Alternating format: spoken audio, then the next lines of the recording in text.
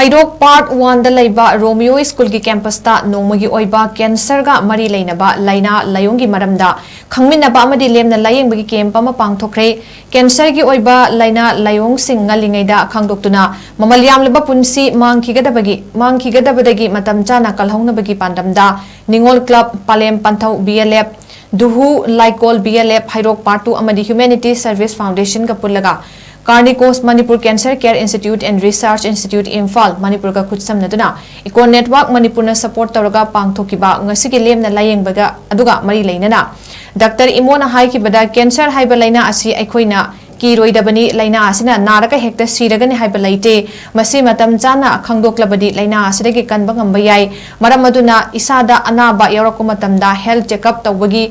hainabi laiminasi haiba wafam miyamda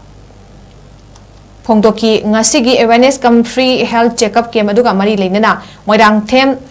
inungan bichanu president Ningol Club Ningthaujam Gita secretary Palem Panthau BLF Thokchom Bimolata treasurer Duhu Laikol BLF Heirok Part 1 WMO Singh head of screening and early detection Dr. Eni Ben Residential Medical Officer S. Niranjoy Coordinator Early Detection Karnikos Manipur Cancer Care Institute and Research Center Imphal Manipurna Mathang Sitna Program adugi mayai tangbalda lengsenki